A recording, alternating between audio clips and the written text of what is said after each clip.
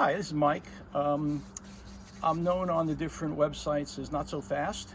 I have a Newell 2008 45-foot coach, and I'm here to discuss intake issues with the air system. Now, this particular version of the coach has the 2006 ACERT C15. It's a 625 horsepower diesel engine. It's mated with the ZF transmission. If you had the Allison transmissions, you were derated to 600 horsepower, which is how they came out of the factory. So we have a 625 horsepower C15 with compound boost, meaning there's two turbochargers in the system. And one of the interesting things about that is you get very high boost pressure, something I'd never been experienced with. Now, one of the comments I need to make first is that when you get a coach like this, it will not be anything you've got much experience with normal cars and normal trucks. These things are big, they're heavy, they have a lot of power, but it's very hard to gauge how much horsepower you're actually getting. They're 0 to 60 in, a few minutes. I think it's actually 30-40 seconds. But even though you've got so much horsepower, this coach weighs 57,000 pounds with a little bit of water and fuel in it, and I'm towing a 6,000 pound diesel pickup truck. Now, I had this coach for about half a year, I think, something like that. And I brought it in for normal service, had the air filters, the oil, everything changed. And at that particular time, I noticed, I did not know it was here, but hidden back here is a filter minder. Now, this one is a little different than most. What you'll normally find in these coaches is a 25 inches vacuum. Now, you're doing 25 inches of water. It's not 25 inches of mercury for those who are more scientific minded. So the normal filter is considered used up when you get something between 20 and 25 inches of vacuum on that gauge. Now, one of the things I noticed after I had this new filter put in, I took off, headed to Montana, and somewhere along that trip I stopped and I looked at that gauge and it was tripped. It was meaning it was nailed at 25 inches. And I said, wow, that's really interesting. This is a brand new filter. I reset it, ran it again, and sure enough, I got a 25-inch reading again. So I stopped.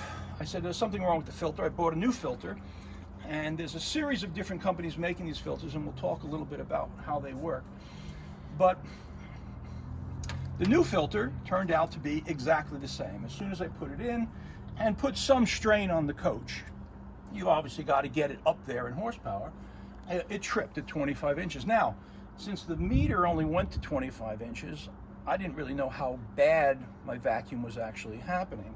I bought a new 25-inch unit. I was back at Newell, I guess, later that season on the return trip.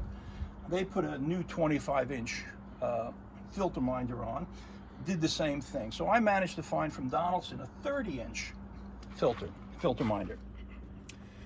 And then what I noticed was, in fact, it was tripping at 25 inches. So I wasn't going to 30, but I was at a point where the filters were considered not viable.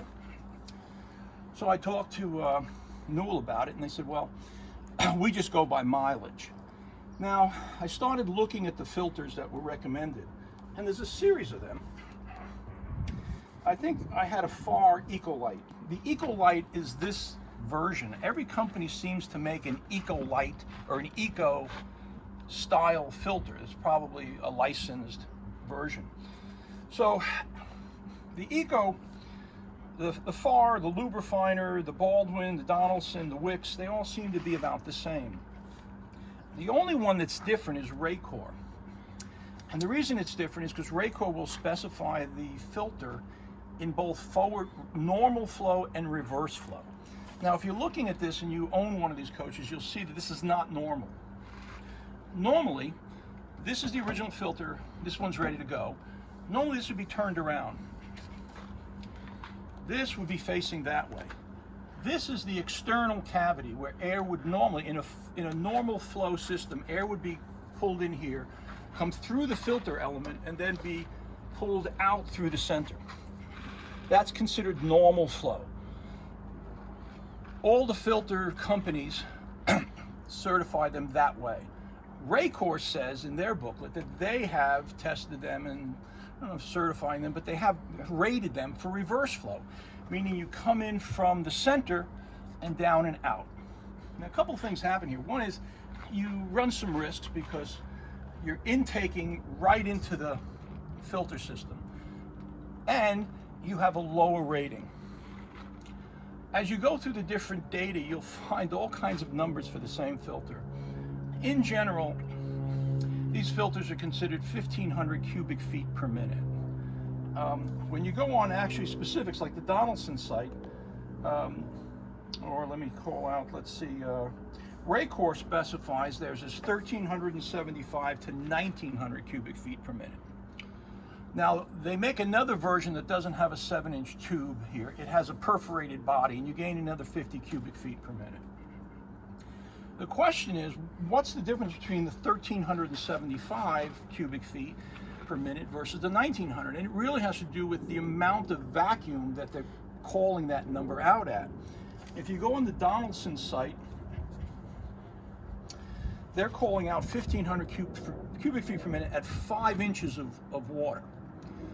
Now, in general, the Donaldson site rates these, there's a whole family of these, and each family and each size can be at a different vacuum rating, anything between 8 inches and 5 inches. Now that matters because it adds up. If you're going to change your filter at 25 inches when you hit it, that 8 inches comes off that 25. Caterpillar specifies that your piping should be no more than 2 inches of vacuum in addition. They even call out on their documents that anything over 2 inches in the piping could result in damage to the filters. So you have to pay attention to this stuff. Anyway, in Raycor, in this format, they're calling out something like 1,500 cubic feet per minute to 5 inches. If you reverse it and you use this as the intake, they take 200 to 300 cubic feet per minute off because you're putting it into a tighter space. The dirt is compacting faster. There's less room for the dirt to spread out. It in general is less efficient. Now, the companies do it reverse because it's easier. This comes up, goes right into the canister, and then the external intake for this coach is out here. You have these three perforations going to a funnel where you have a 7-inch connection. And then you have a 7-inch aluminum tube which fits up there and plugs into the center. Now there's a couple of disastrous, I think, design flaws. One is that if you look at this curve in the body, it's kind of like a wing. And so you're generating a slight low pressure area. Also, you've got this door here, which has intake louvers, which in fact, it's recommended you simply close it off. But this causes a lot of turbulence. Later on, they put scoops on it, which I think were good because they separated the water out. One of the real problem areas is that you get water entrainment. In very heavy rains, twice, coming back from Florida, hit some massive rains, and when I checked the filter minder, I had hit 30 inches of vacuum. And what had happened was rain had come through here. This pipe was actually slightly downhill. Now it would plug into something, this is kind of a thing to separate. This goes in line, and so it would separate any water that was coming through and it would drip out of here. The problem is that so much rain came through here that only the rain particles that touched the inside of the tube would work their way down into this. And so much rain came in that it simply laid into the filter. And then it saturated the filter and came through the filter. One of the things when I took the system apart that I found was inside, remember this ductwork was not there, this was here. The water coming through here actually left trails, so I know that water came through. The fact that I had a 5-inch boost I may have actually had more, because remember that filter monitor only goes to 30. This is way beyond spec. Now, the coup de grace was that I do engine oil analysis at least, once every 6 months or so, just so I can see where it's going. Now, most places will talk you out of it. They don't want to do it, they fuss about it. Do it.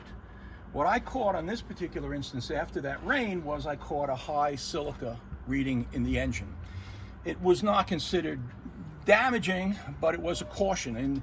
In the Caterpillar test labs, they give a little yellow box to things, and this came up at a reading of 20, which was showing that somewhere we had a leak somehow. And so what had happened is this filter, either enough water came in to wash some of the dust through the filter, or it actually has been damaged. So I'm going to take this apart. I'm actually going to cut it apart and try and find to see if I get damage. Most likely what we'll find is that we'll see traces of water in here.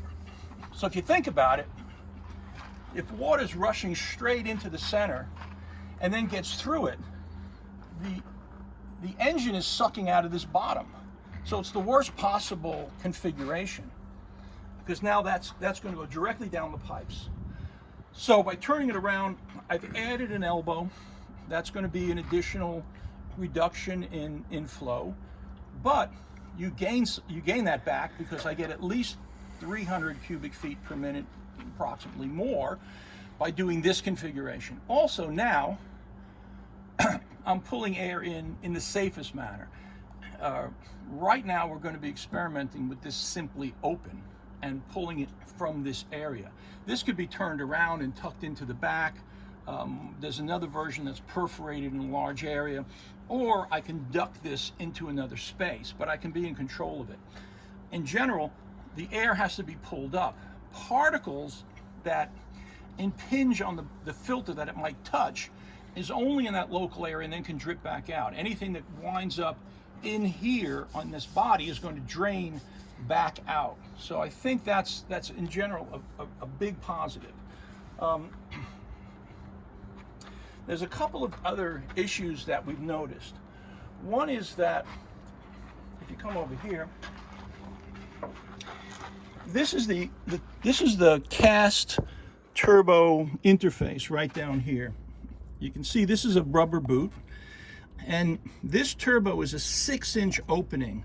So this rubber boot at this side is 6 inches, and then at this side at the top end is 5 inches. And so what we have is a 5-inch aluminum tube. So we're going from 6-inch opening to a 5-inch opening. This pipe comes along here, and this 5-inch opening then translates to a 7-inch opening. And that 7-inch opening stays consistent through here, and even this opening is a 7-inch opening. Now, this is a big problem. Remember, this thing sucks from the turbo side. So we have a great reduction. This is like probably on average about 18 inches of length of 5 inches. So just to give you an idea of the flows, just the areas, the 6-inch circle here has a 28.2 inch area of that opening. So you're going from 28.2 to 5, which is 19.6. That's a reduction of almost 33%. That's a huge reduction in flow. From here it jumps over to 7 inches. A 7-inch circle is 28.4 inches of area. So we're going, if you're viewing it this way, we're going from 28.4 to 19.6 back to 28.2. It is, I believe, not ideal. Now, none of this is ever perfect, because these engines are put in place in all kinds of various systems. In this particular case, these are low production numbers, and custom making duct work and all that, it is, is very difficult. So I'm okay with giving a flyer to Newell on how they did this. What is not acceptable is one, allowing water into the filter. And I've been told there was a coach that was going down the road, and another truck kicked up so much water into that open vent that it actually stopped the engine, meaning the filter was so full of water. I don't know how much water wound up in the engine, but it certainly gave so much vacuum to the system that it shut the engine down. Now, they put the scoops on the later versions, which helped. Part of the problem that came up also was the temperature. This is not a great idea because I'm pulling warm air from this area, and I've got a huge fan here blowing hot air in here. It'd be much better to be pulling cold air into this system. However, if I'm given a choice between slightly warmer air versus rain entrainment, I'll take the warmer air. And so I will later on figure out how to get a cold air input into this. So what I've done is I've said, okay, let me use logic to try and get this thing back to a reasonable operating level. This 5-inch pipe was actually too long. The pipe actually extended into both this and this section here. This is a section I pulled out, you know, that went into this area. So if you understand, you've got a nice smooth flow here, and then this is sticking out so that the smooth joining walls is now coming behind this.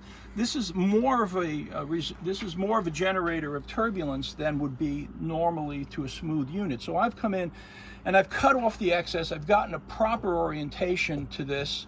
I've added a section of 7-inch tubing here to get a more ideal distance to this thing. And later on, I will take off this rubber boot and I'll do some measuring. I did measure the inside to know that it was 6 inches, but I believe an intake section of tubing can be built, especially with the 3D printers, that's equivalent to a 6 to 7 inch variation in one piece, so that we can transition directly from 6 inches to 7 inches. No reason going to 7 all the way to the bottom because the Caterpillar piece is 6 inches. Now, I've replaced the mount here so I get a better mount to this. Normally the two sections were here because this system, when turned around, if you think about this had to be right over this section. So it was tucked in tighter here, which is a nice section to be. I don't really know why they didn't do this, other than now you're left with a difficult component here. So the next stage in this is I'm going to now run this, and I'm going to see what vacuum I wind up with in the filter minder. Now, it's not the most ideal situation, but it's a rough order of magnitude guess. I can put a much better reporting, calibrated vacuum to get a better reading, but I'm going to see what optimizing this has done, just taking the worst of it out. The next step would be building a custom container. Now, temporarily, what I might do is open up this end of the filter and basically add a second filter. So instead of having just this, I've got this plus that. I can just get another filter in here. Because I have an exhaust pipe here from the generator, this is 13.5 inch diameter to the cylinder. I can fit 11 inches in here, and it just so happens that they make an eco version that is 11 inches and gives you about 1,200 cubic feet per minute versus the 1,500 in that same reporting. So I should be able to get 2,400, maybe greater, and lower the total vacuum in the entire system. Just to give you some other numbers, one of the issues that Caterpillar talks about is how much dust you can have, and the difference between a 95% and a 99%. In general, Caterpillar considers 34.5 milligrams per hour of dust through the system as acceptable per cylinder. If you do the calculations with a 99% filter, which is I believe what this new one is, we're in good shape. We're like 3.4 milligrams per hour. at 95 we're like 17, so we're still okay. Donaldson makes a new, it's a blue filter. It's a higher, it's like 99.4 or 0.7% filtration. That's where I would aim. So eventually what I'm going to have is a canister that uses some design of an 11-inch filter that are stacked and that are replaceable. Can even use one if I run out of the other one. And so we'll see what we get. We can only get what we can get on the thing, but I'm assuming that I can get a significantly lower reading. Now remember, when I'm idling and I'm just running this thing, you know, even revving it up, you don't really see much happening here. It's only when that turbo kicks in. And I think this is part of the problem. Most people don't understand that there is a huge volume difference when you're at 50 PSI on your boost. Now, the other thing we have to remember, and none of what I'm saying is written in stone here, it's just my assumptions on things, but one of the things I believe is happening is that when I am driving my coach and I look at the little meter I've got and it's telling me I've got 600 horsepower being produced, I don't in fact think that's really the case. It may be, but I think what's happening is the engine, just like it has a map for its power settings, you know, one of the reasons why you can have such high vacuum and the engine still runs and it doesn't have black smoke is you've got a mass air sensor on this thing, which is looking at how much mass is coming through as far as the air. So it knows exactly how much fuel to adjust the injectors. So you never run rich, you know, so it's able to keep a reasonable volume. Now, 25 inches of water is, you see that kind of difference in pressure by changing about 2,000 feet in altitude. But I think in this particular case, this restriction actually multiplies to a little worse result than simply going to 2,000 feet higher altitude. Got to figure that out a bit more. The degradation that you get from how much heat, one of the things that came up which really surprised me was that in the later versions where they have the regenerator, remember this has no regenerator and it does not use depth, which is why I really like this and why I bought it. One of the problems they have is intake temperatures being too high. So one of the reasons also why they added the scoop on the side, I was told, was because they were getting too much heat coming up from the tunnel here, and it was entering, I'm assuming, up through here and coming into the intake, and it was showing itself too high. They had a sensitivity there. I don't know all the details, but that's briefly what was discussed to me. The other discussion that shocked me was that Cummins had a 30% kind of acceptance variability, meaning if you have a 600 horsepower Cummins in your coach, you might in fact have something that's 180 horsepower less, a 30% reduction.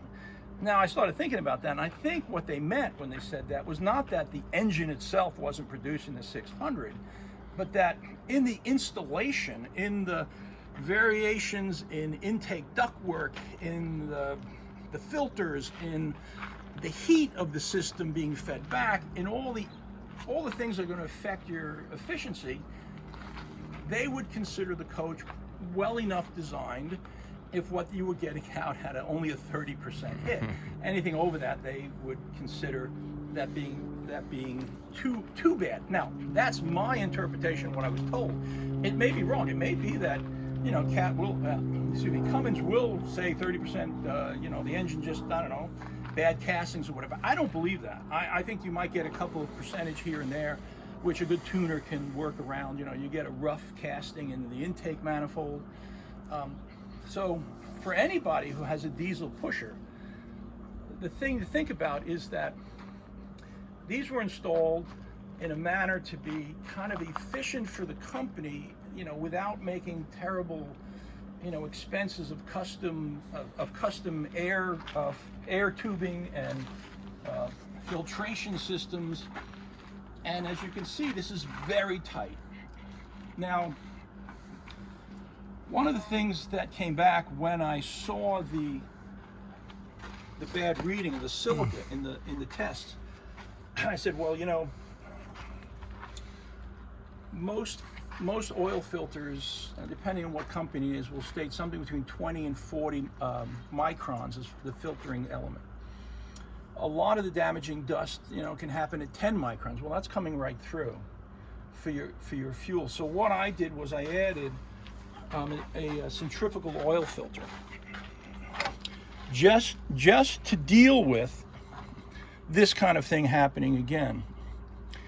I don't think any damage was done to the engine. It has inherently a toughness to it. As I said, you know, Caterpillar considers 34.5 milligrams per hour per cylinder as the limit for how much dust can get into the system. And you know, if we're running the way we're running at the efficiencies, we're looking at 3.4. We're a tenth of that, so we're okay. So even if we doubled or tripled, we'd probably still be within a tolerable wear ratio. But I don't like the issue of the mismatch between particles that can do damage in the system versus, you know, what can be filtered by the oil filters. So if you want to get some of this data, there's an application and installation guide for air intake that Caterpillar has on the web. There's a whole series of interesting manuals they have on all different areas. This I'm going to continue. I'm going to get this set up. I'm going to run it, and I'm going to see what I get. If I get the same 25 inches, then I'm going to do a custom filter. My guess is that all of the systems are pretty similar, even though, you know, because FAR said their system was 1900 and something. Let me see if I can find it. 1900. FAR Ecolite was 1375 to 1900 cubic feet per minute. Now, I'm tempted to think that 1900 is the last number, meaning at 25 inches, you're kind of at that number. Everybody seemed to kind of rally around 1500. Now, in talking with the Donaldson engineers, I told them about this engine, and he came back to me that this engine required, I don't remember the exact number, it was like 1670, 80 cubic feet per minute. So I was just under 1700 cubic feet per minute, which does not line up with the 1500 cubic feet per minute that everybody's talking about. And that makes a lot of sense. This 50 pounds of boost thing is something to be looked at more carefully. And again, the reporting system in the coach of how much horsepower I'm generating, the temperatures I believe are correct, but things like torque and horsepower, those I think are coming off of essentially an Excel spreadsheet, much like a map for when you design your injector performance. I need to look at that more carefully. So I'll be getting back with another video once we get some results and once we go to the next step. But if you have any diesel pusher, and you must really have one of these filter minders, and you have to pay attention to them. Running them up at maximum, you're damaging it. They're not meant to run there, certainly not when new. The other thing is do an oil analysis at every opportunity. It's $30. And in this particular case, it moved me into action. I said, oh shit. This combination of high vacuum, and let's understand, the coach ran okay. Going uphill, could I use more horsepower? Yeah, but you know, I'm towing a big mess, you know. It might be that I fix this and I get the vacuum all right, and I just don't even notice how much additional horsepower I have, which is okay, but I like to think that I'm running within parameters, and now I'm not. So I'll get back on the next step and we'll see where we're at with it. But if you have one of these, put your filter minder in, watch it, and do your oil analysis and pay attention to it. That's all. Thanks. Bye.